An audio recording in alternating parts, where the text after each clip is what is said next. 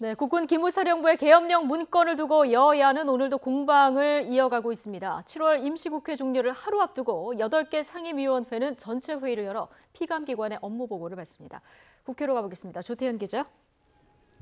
네, 국회입니다. 네, 오늘도 역시 기무사 문건 둘러싼 여야 공방이 계속되고 있군요. 네, 그렇습니다. 먼저 더불어민주당부터 살펴보면요. 오늘도 기무사의 이 계엄령 문건을 두고 전두환 전 대통령이 정권을 잡기 위해 군대를 불법 동원한 12.12 쿠데타와 하나도 다를 바가 없다고 비판했습니다.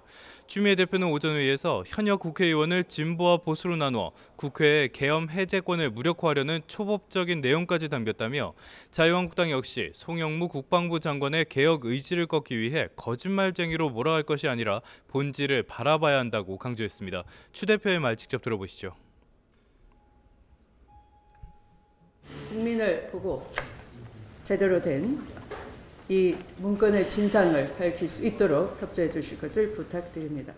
폭력에 의하여 헌법기관의 권능의 행사를 불가능하게 하거나 정권을 장악하는 행위는 그 어떤 경우에도 용인될 수 없다 할 것입니다.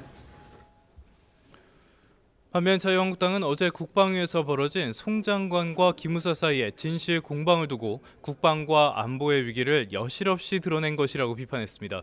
김성태 원내대표는 송 장관이 대통령의 눈치를 너무 살피다 보니 부하로부터 하극상을 당하는 꼴이 됐다며 국군 초유의 사태에 대해 국민 앞에 머리 숙여 사죄해야 한다고 촉구했습니다. 김 원내대표입니다. 이것이 문재인 정부의 국군인지 우리 국민들은 크게 걱정하지 않을 수 없습니다. 하극상에도 모자라서 대한민국 국군 체제가 지금 현재 현주소를 여실없이 우리는 볼 수 있었습니다. 바른미래당의 김관영 원내대표 역시 민의의 정당인 국회에서 장관과 예하부대 사령관, 간부 사이에 설전이 벌어진 상황에 아연실색하게 된다며 국회에서 청문회를 열어 진실을 명확하게 가리고 정상적인 임무 수행이 불가능해진 송 장관은 스스로 거취에 대한 결단을 내려야 한다고 강조했습니다. 김관영 원내대표의 말입니다. 과연 이런 상황에서 독립수사단의 수사가 제대로 이루어질지 의문입니다.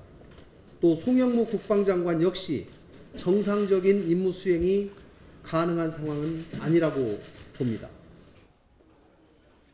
네, 오늘 상임위원회 전체 회의도 많이 열리는데요. 주목할 만한 내용 어떤 것들이 있습니까?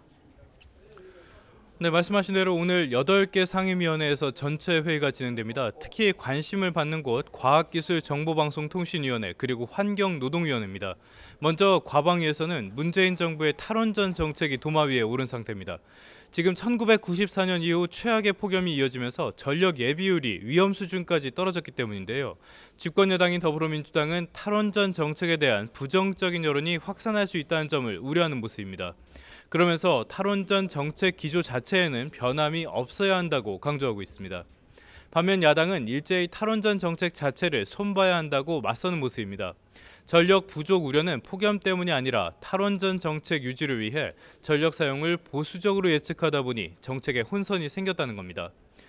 환노위에서는 최저임금 문제에 대한 여야의 공방이 이어지고 있는데요.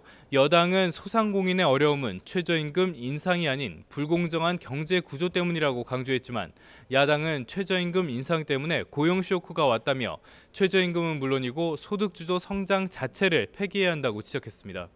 또 국방위원회에서는 방위사업청을 대상으로 마리논 헬기 추락 사고를 둘러싼 질타가 이어지고 있고요. 인사청문특별위원회에서는 이동원 대법관 후보자에 대한 청문회도 진행되고 있습니다. 오후에는 외교통일위원회 전체회의가 열리는데요. 이 자리에서는 유엔 안전보장이사회 제재 대상인 북한산 석탄이 국내에 반입된 것으로 나타난 것과 관련해 정부의 대북 제재 등을 놓고 질의가 집중될 전망입니다. 지금까지 국회에서 YTN 조태현입니다.